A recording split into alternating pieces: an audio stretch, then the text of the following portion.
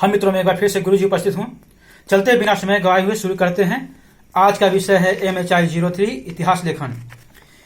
इतिहास लेखन के आनाल स्कूल के संस्थापक किन लोगों को माना जाता है, उनके लेखन की विवेचना कीजिए। प्रश्न का 5 का था, आगे बढ़ते हैं। आनाल इतिहास लेखन के स्कूल को 20वीं शताब्दी के इतिहास लेखन के से संबंधित महत्वपूर्ण घटनाओं में से एक माना जाता है। फ्रांस में एक स्कूल की बड़ी प्रमुख भूमिका रही है और इसने कई दशकों तक अनेक देशों में इतिहास लेखन को प्रभावित किया तथा दुनिया भर में इसके अनुयायी भी पैदा हुए। आनाल स्कूल की स्थापना और उनके लेखन इस स्कूल की स्थापना दो मित्रों ने, मार्क ब्लॉक और लूसिया फेब्रब ने की थी। ये जिस तरह का इतिहास पढ़े थे और जिस तरह का इतिहास पढ़ाने के लिए मजबूर किए जाते थे, इससे वे बहुत परेशान थे। अपेक्षाकृत नए नए विषयों से जो अंतर्दृष्टि मिल सकती थी, उनके प्रति वे काफी संवेदनशील थे। वे इस बात से असंतुष्ट थे। पत्रिका की स्थापना इन्होंने की, इसको देखते हैं। उन्होंने उपयुक्त बात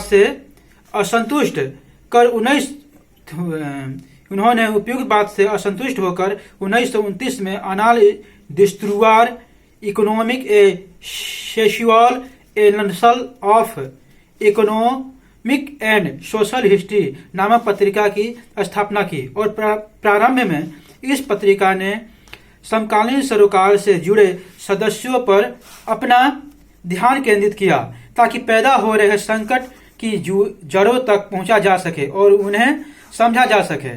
समय बीतने के साथ इसने बड़ी तेजी से मध्यकालीन और प्रारंभिक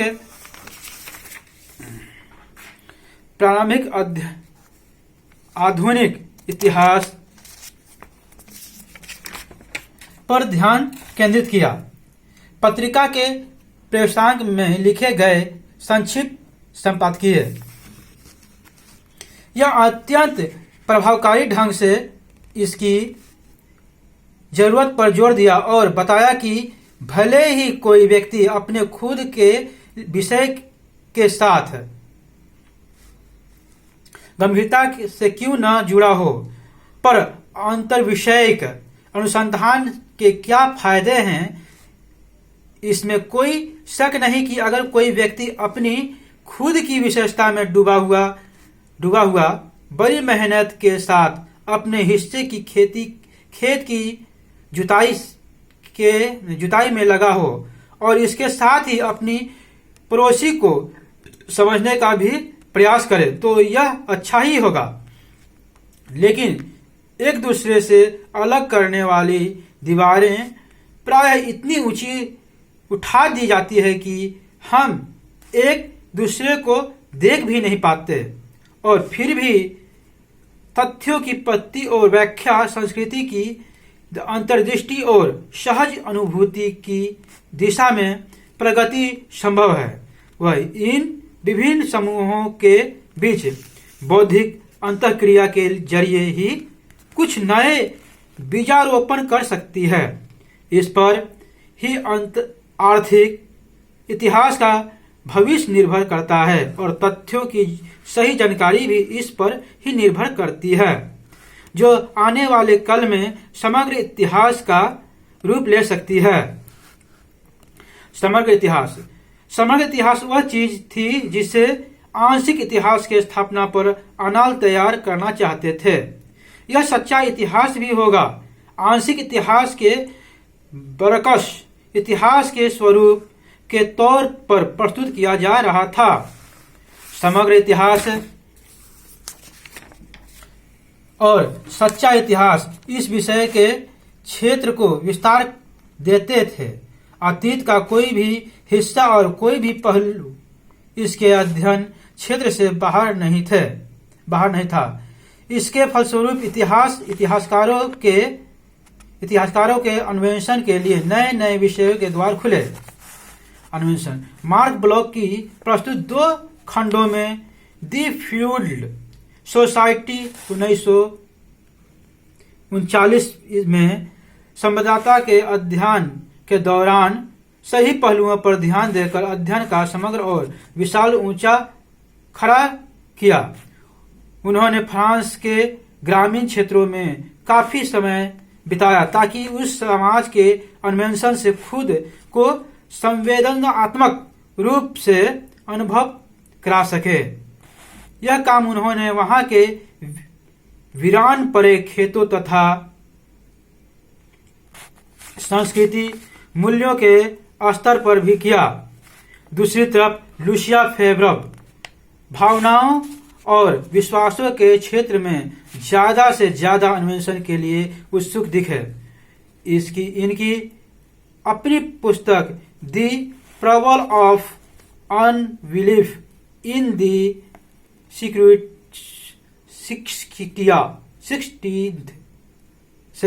century the religion of Rabelais 1942 में उन्होंने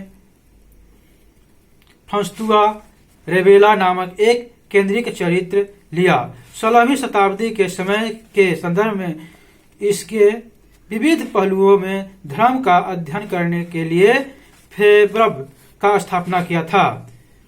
इनकी बहुप्रशंसित लेख sensibility and history, how to reconstitute the emotional life of the part एक उल्लेखनीय काम था।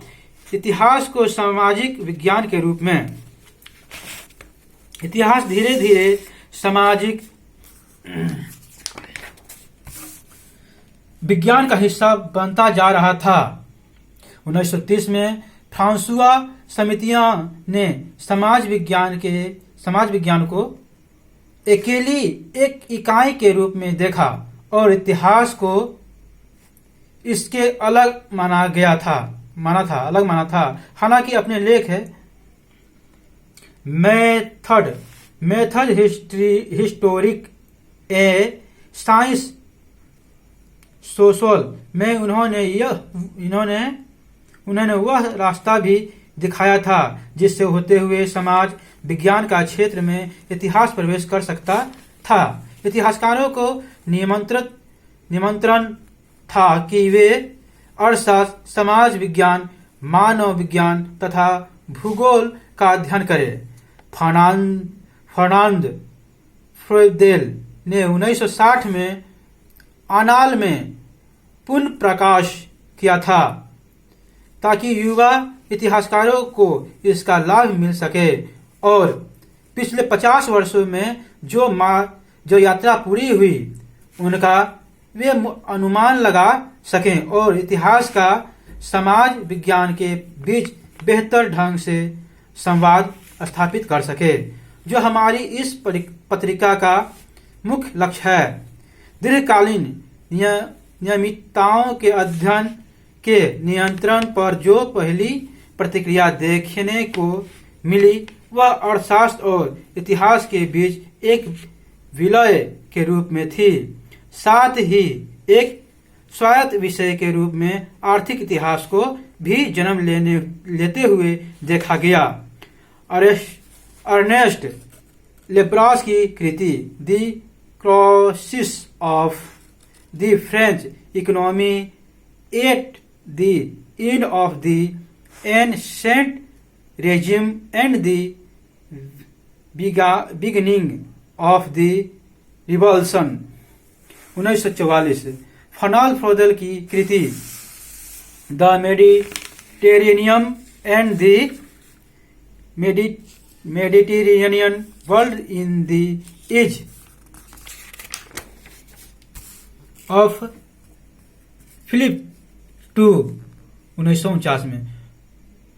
दोनों में इतिहास की ऐसी दीर्घकालिक प्रवृत्तियों को ढूंढने का प्रयास किया जो आर्थिक और सामाजिक परिवर्तन को समझने और भविष्य का अनुमान लगा सके। लेब्रास का निष्कर्ष था कि औद्योगिक अर्थतंत्र के विपरीत जहां जरूरत से ज्यादा उत्पादन आर्थिक संकट को जन्म देता हो, कृषि क्षेत्र में अनाल का जरूरत से कम उत्पादन संकट की ऐसी स्थिति पैदा करता है। जिसका प्रभाव अर्थतंत्र और समाज के अन्य क्षेत्रों पर पड़ता है।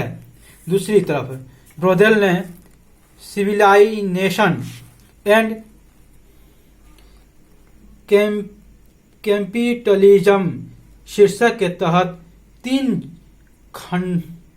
खंडों में भूमध्य सागर क्षेत्र के आसपास की पारिस्थितिकी के अध्ययन तथा the structures of everyday life, the wheels of कार्बन of the perspective of the world. इन सभी पुस्तकों में उनके पुराने सरोकारों के साथ साथ सरकारों मसलन आहार का इतिहास जैसी चीजों का पता चलता है।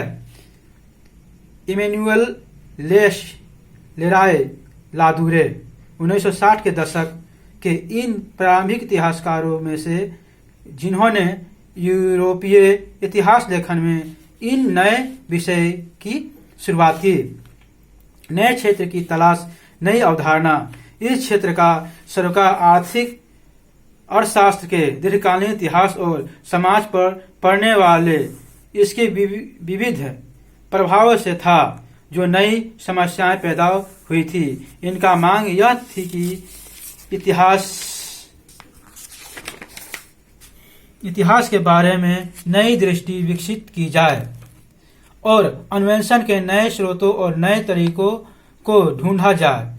यह एक नई अवधारणा थी जिसे 1960 के दशक में कंप्यूटरों के आगमन से और भी मजबूती मिली। पुस्तेल दा कुनाल के स्रोतों के संबंध में इतिहास लेखन विभिन्न पाठों के इस्तेमाल के जरिए हुआ है।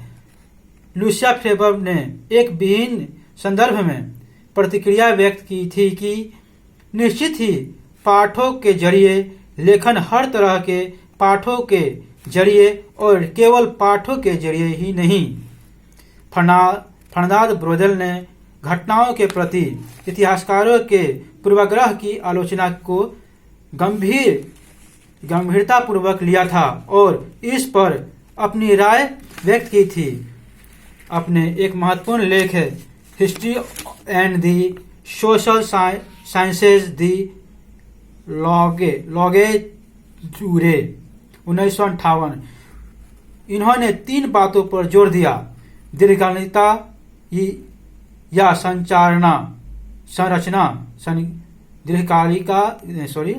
दीर्घकालिकता या संरचना जो इतनी धीमी गति से आगे बढ़ती है जिस पर पारिस्थितिकी और सामाजिक तथा आर्थिक प्रणाली मसलन पूंजीवाद का इतिहास लेखन बढ़ता हो। दूसरी चीज का संबंध संयोगों से था जो मध्य स्तर के परिवर्तन को मानने की पद्धति प्रदान करता है। तीसरी बात का सरोकार घटनाओं से है जो तत्कालिक तौर पर होती है। यहाँ मित्रों, मेरा चैनल का पंकज प्रतियोगिता है। यहाँ तक बने रहने के लिए थैंक यू।